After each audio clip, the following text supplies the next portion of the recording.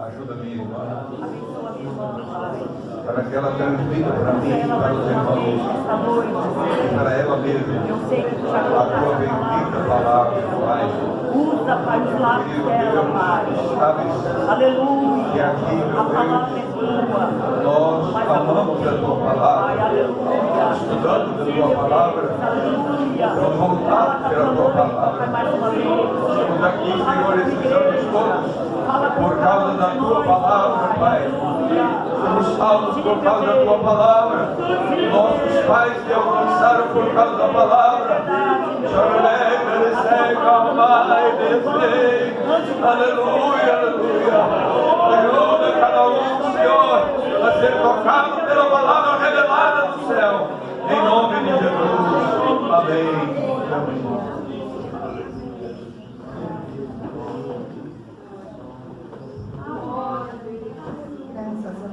Louvado seja o nome do Senhor Jesus.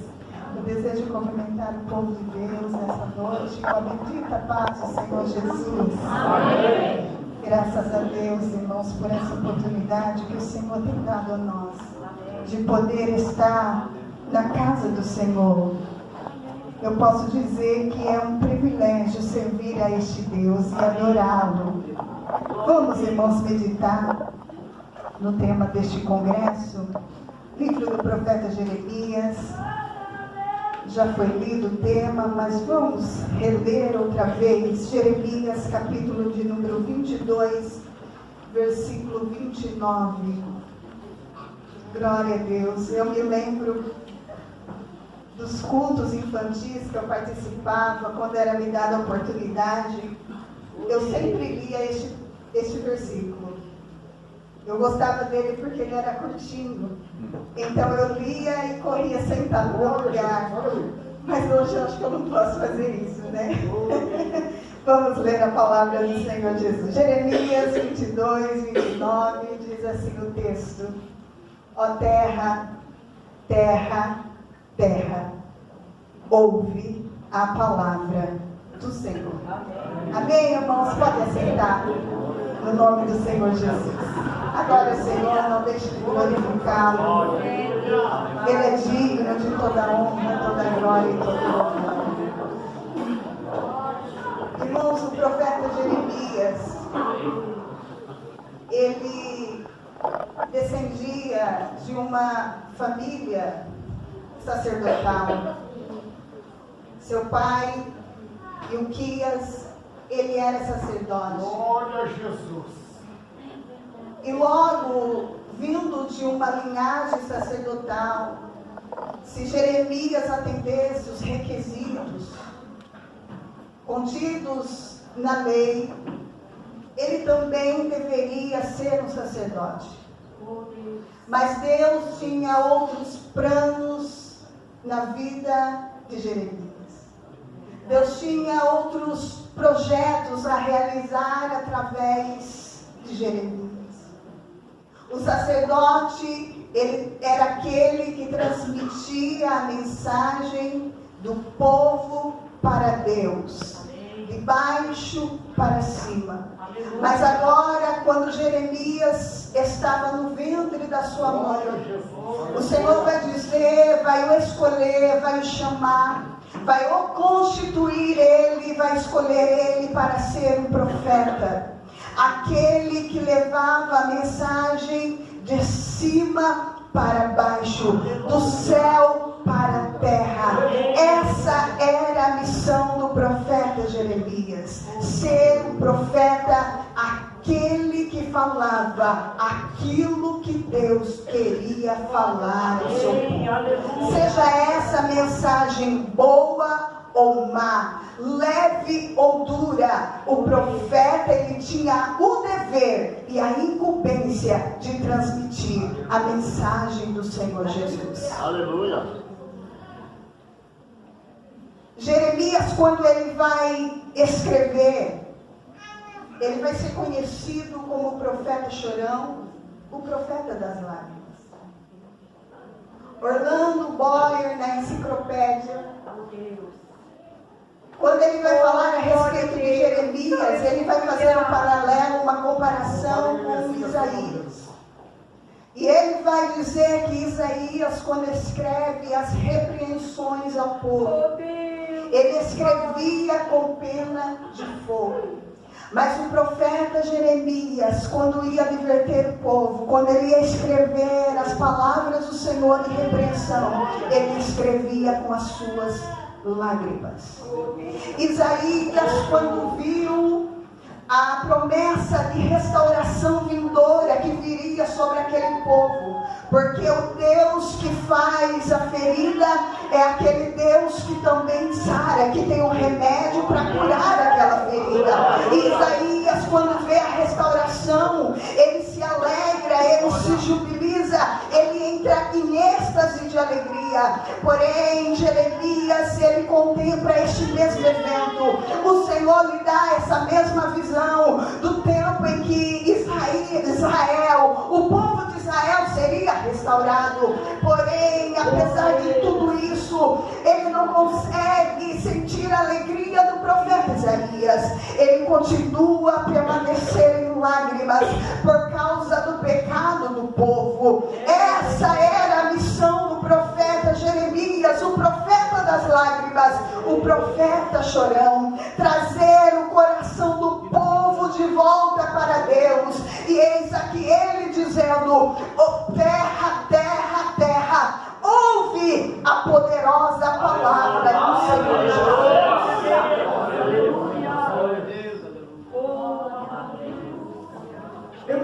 sabemos, todos nós conhecemos a história de Israel. O povo que foi chamado por Deus, amado por Deus. O profeta Ezequiel vai dizer: vocês estavam caídos, largados à beira da estrada, todos passavam, ninguém ligava para vocês.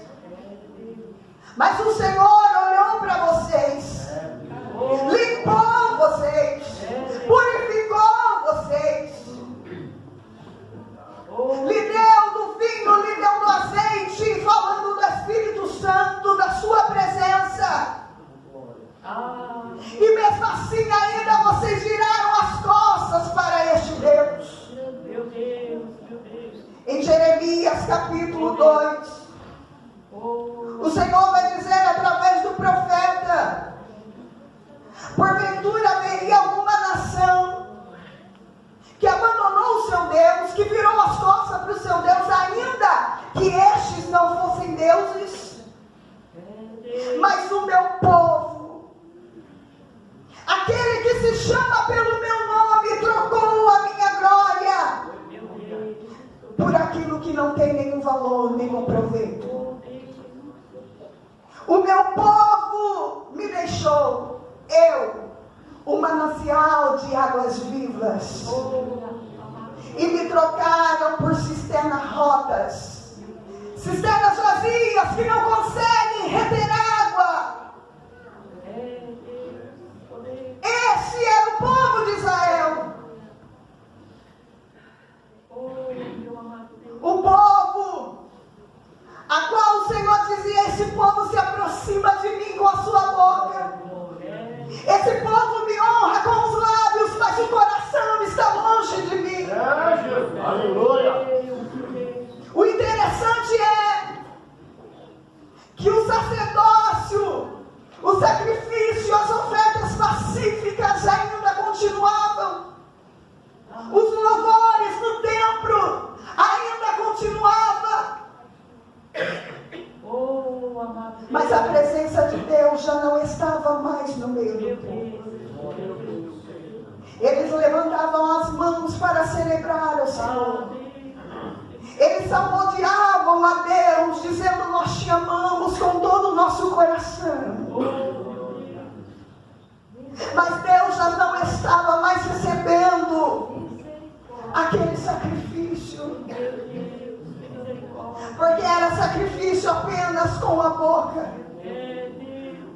E isso não está muito diferente dos dias em que nós estamos vivendo.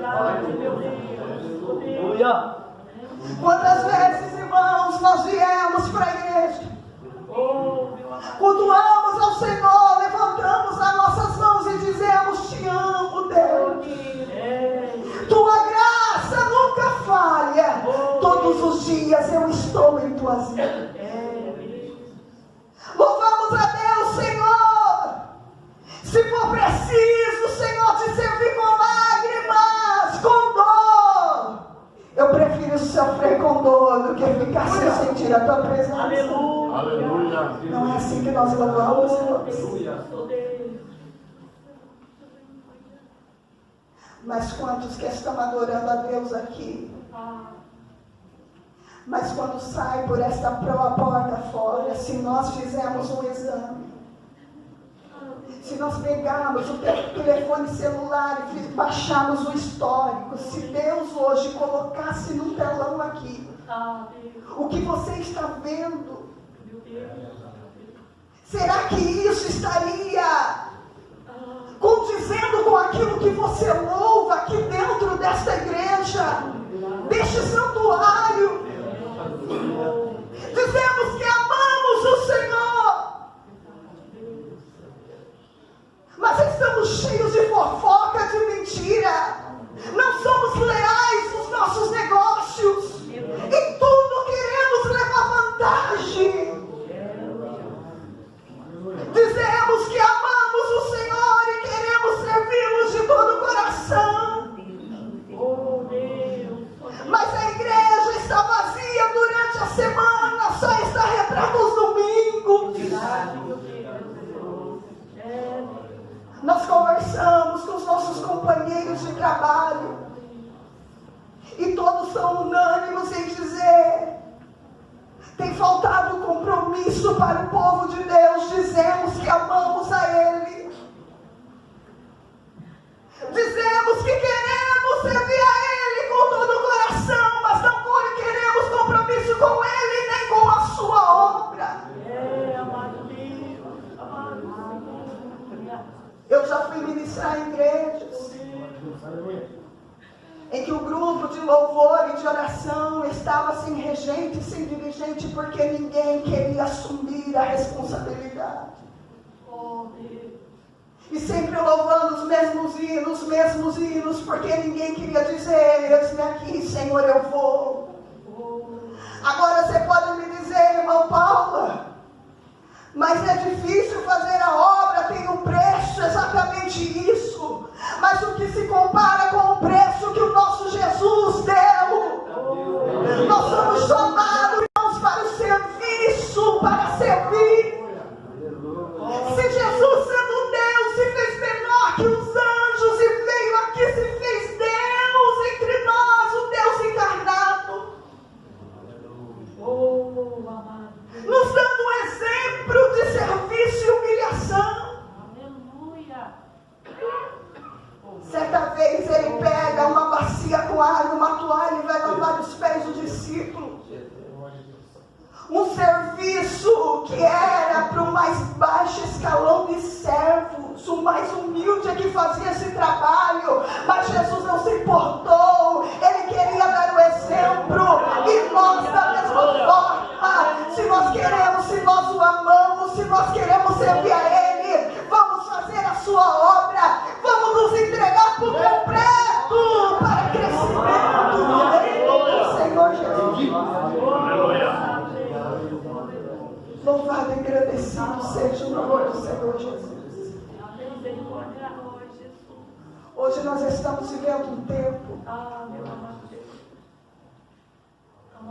em que, infelizmente, até o humanismo, que é muito forte no mundo lá fora, ele tem adentrado para dentro da igreja.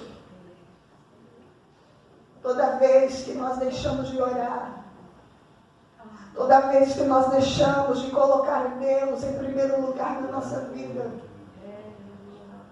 nós estamos dizendo para Ele, se a oração é um ato de dependência, entrega a Ele. Quando a igreja deixa de clamar e orar, o que Ele está dizendo? Eu não preciso de Ti. E quantos que estão vivendo dessa forma? Se eu estudar, se eu me esforçar, eu consigo ter sucesso, e vou vivendo assim, achando que pode viver sem a presença de Deus na sua vida. Se eu me esforçar, eu prospero.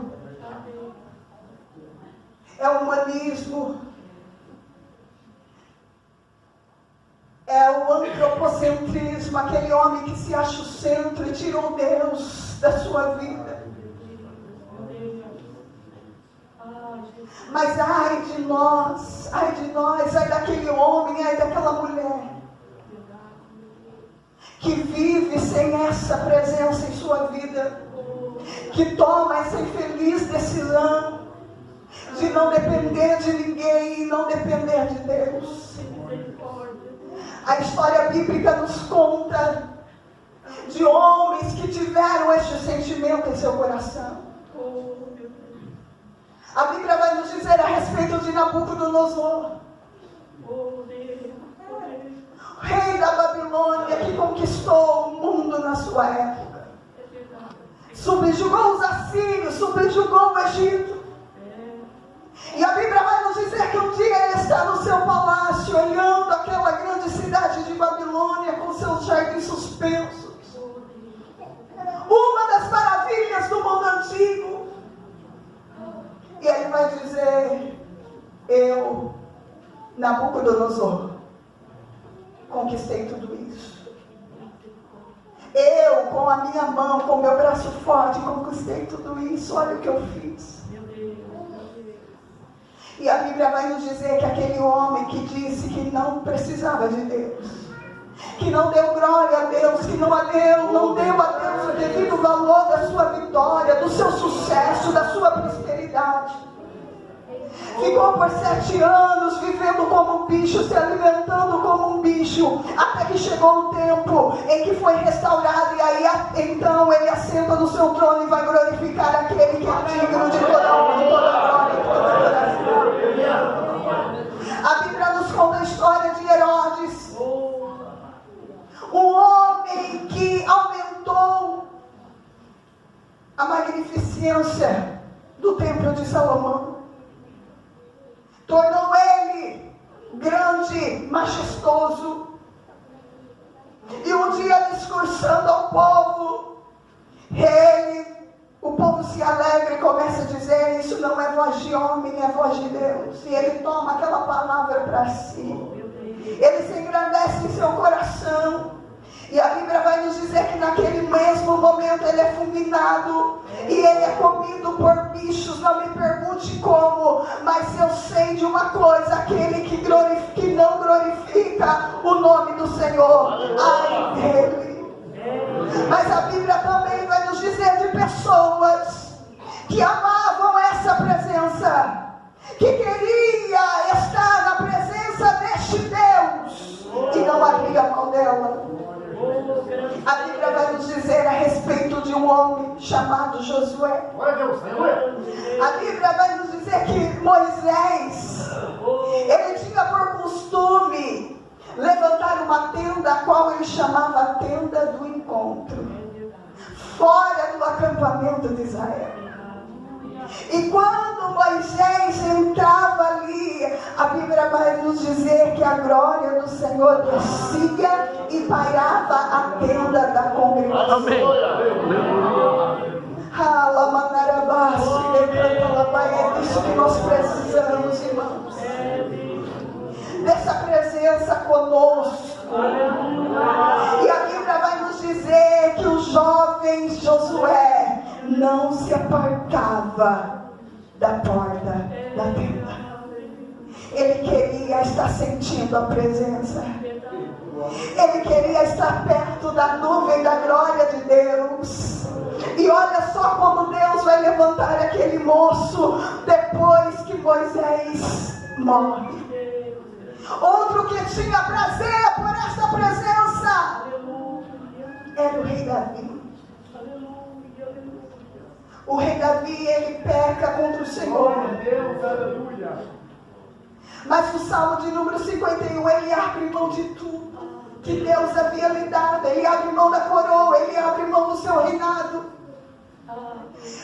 Já não importa, na presença de Deus, ele não se importa mais com as suas conquistas militares, mas ele derrama o seu coração e diz: me tira tudo, só não tira a sua presença. Cria em mim, ó Deus, um coração puro e renova em mim o espírito reto. Aleluia. Não retire de mim o teu Espírito Santo e não me lance fora da tua presença. Nós não podemos viver sem essa presença no nosso meio. E o que traz a presença de Deus na nossa vida? É uma vida de oração, uma vida de comunhão e a palavra. Louvado e agradecido seja o nome do Senhor. Todos avivamentos que nós lemos na Bíblia Sagrada, que a Bíblia nos conta,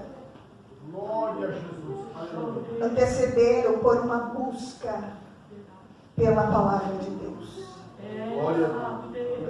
A Bíblia vai nos dizer em Neemias capítulo 8, quando Neemias havia reconstruído, agora era preciso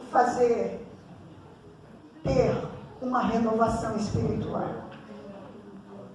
Agora Esdras, eles vão construir um púlpito, um local onde ia ser lido, que todo o povo pudesse ver e ouvir a palavra do Senhor. E Esdras vai ler a lei do Senhor. Aleluia, aleluia. E todo o povo está atento às palavras da leitura que Esdras está fazendo. E a Bíblia vai nos dizer que é derramado sobre o povo um grande espírito de quebrantamento. Porque é isso que a palavra de Deus produz em nós. Nós reconhecemos que nós não somos merecedores de nada aqui, irmãos. Tudo é pela graça e pela misericórdia. Amém. de Deus. Aleluia. Nós somos pecadores, completamente dependentes dele. Se não fosse ele, nós não estaríamos aqui. Se Deus tirar de nós a sua mão, ai de nós. Ai de nós. Mas vem sobre o povo agora um profundo quebrantamento. E o povo começa a se derramar em lágrimas na presença do Senhor. A ponto que Esdras vai dizer: não, hoje não é dia de tristeza, hoje não é dia de choro, é dia de alegrarmos na presença do Senhor. Mas aquele choro não era um choro de tristeza. Aleluia. Aquele choro é o choro que a palavra de Deus produz em nossos corações.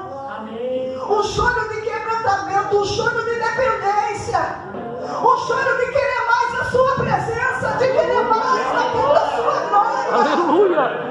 Louvado e agradecido seja o nome do Senhor Jesus. A Bíblia vai nos dizer também Glória, aleluia. do avivamento que aconteceu na cidade de Nínive. Nínive era a capital do rei do Império Assírio. Os irmãos fizeram uma pesquisa. Qual foi o império mais cruel da história da humanidade? Vai aparecer lá o Império Assírio. Agora Deus chama o seu profeta Jonas, com a incumbência de transmitir o que? A mensagem do Senhor Jesus.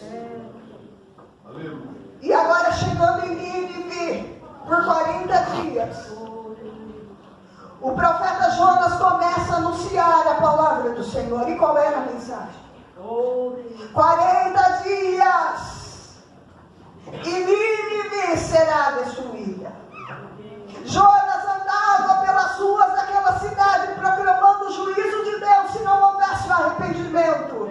E essa foi a mensagem, a mesma mensagem durante 40 dias. Andando pelaquela cidade, Nínive será destruída.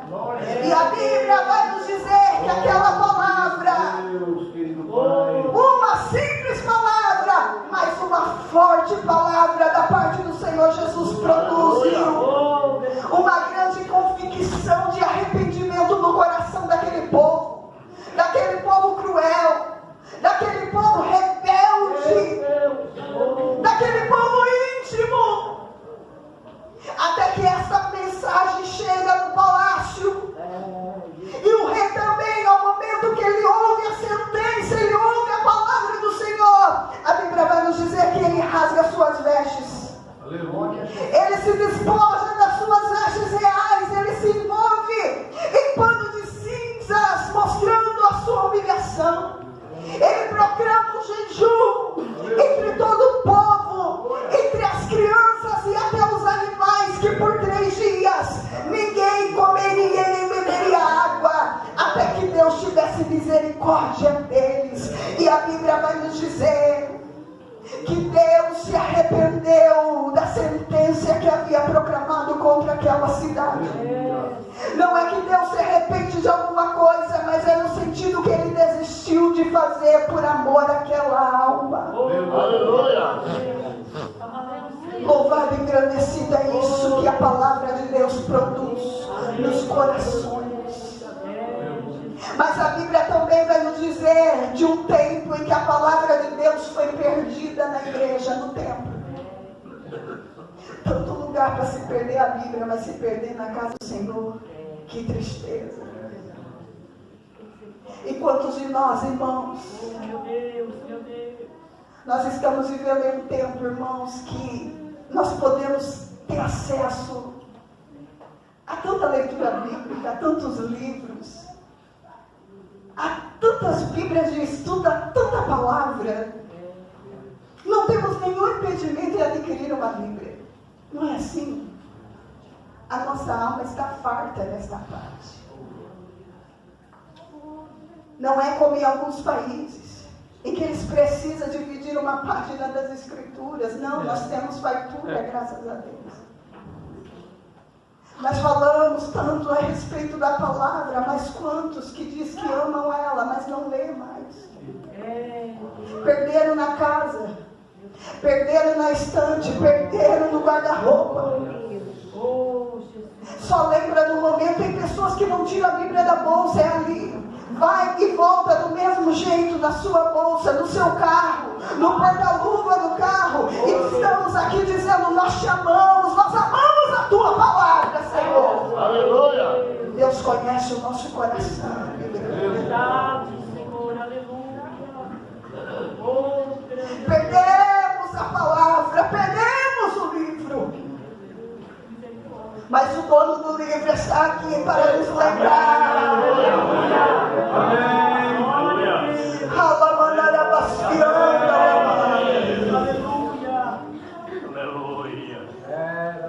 Agora eles vão fazer uma faxina no templo. E alguém vai encontrar a preciosa palavra de Deus. Vai entregar a Josias, que quando lê isso diz: meu Deus, ai de nós se não se consertarmos. Vamos conversar com a profetisa Hulda. Ainda havia mulheres que tinham coragem de falar a verdade. E ela diz: realmente é assim. Se não houver conversão, não houver arrependimento, o Senhor vai trazer mal e destruição para esta nação. Agora eles vão se voltar para o Senhor, depois de ler a palavra. E nós, irmãos, estamos precisando tanto disso nos nossos dias. De uma renovação espiritual. Aleluia! De uma manifestação do Espírito Santo no nosso meio. É muito boa a visitação do Espírito, mas Ele não quer apenas nos visitar. Aleluia, aleluia, aleluia. É verdade. Louvado e agradecido seja o nome do Senhor Jesus. Que voltemos aos primórdios do Evangelho, irmãos. Oração, palavra e jejum. Aleluia! Se coloca de pé, amada igreja. Em Isaías capítulo 62, o profeta vai dizer ao povo: não deis descanso ao Senhor. Não fiquem em silêncio diante do Senhor. O que o profeta está dizendo ao povo: não pare de incomodar a Deus até que Jerusalém seja novamente restaurada. E esta é a palavra de Deus para nós, igreja, aqui esta noite. Não deixe de orar. Ainda que pareça que a sua oração não esteja passando do teto, não deixe de orar. Não deixe de buscar ao Senhor. A Bíblia vai nos dizer que a oração feita pelo justo pode muitos seus efeitos. Que Elias, um homem que tinha as mesmas paixões e fraqueza que nós, orou fervorosamente e Deus ouviu as suas orações. Fervor aqui não está falando de orar em voz alta, de gritar, não é essa oração fervorosa, mas fala de permanência na oração. É orar um dia, é orar uma semana, é orar um mês, até que do alto céu Deus tenha piedade de nós e derrame sobre nós a tua graça e o teu Espírito Santo. Amém. Aleluia. Vamos ao céu, oremos ao Senhor aqui esta noite. Ah, Jesus maravilhoso. Nós precisamos, Senhor, da tua presença. Nós precisamos, Senhor, Senhor Pai, da tua presença mais do que nunca. Senhor, nos ajuda a orar com fervor, ó Pai. Nos ajuda, Senhor, a te buscar de todo o nosso coração, a te inquietar, ó Pai. Senhor, meu Deus, ajuda essa igreja, ajuda esse meu irmão, ajuda essa minha irmã.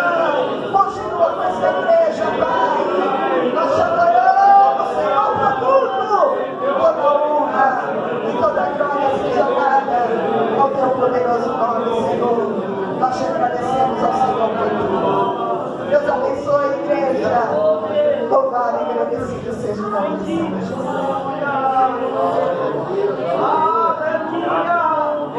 Queridos irmãos, guarde a palavra que você ouviu. A palavra só vai ter lugar no coração que é sensível. Veio aqui para ouvir a palavra de Deus. Imaginou, irmãos, você proceder dessa forma com a palavra do Senhor? Não é só com o livro, mas o que está escrito aqui. Às vezes eu acho Bíblia, sempre me esqueci. Eu vou procurar de quem é essa Bíblia. Vou ver o nome, não existe nome. Não tem nada marcado nas páginas da Bíblia. Nada. É aquela que só vem com ele para a igreja e ainda esquece aqui. O irmão Paulo falando sobre o templo lá nos dias de Esdras, né? Sabe onde é que estava o livro? De Josias. Dos dias de Josias. Sabe onde é que estava o livro? Escondido embaixo do dinheiro. Embaixo do dinheiro, lá estava o livro. Ah, meu irmão. Embaixo do dinheiro.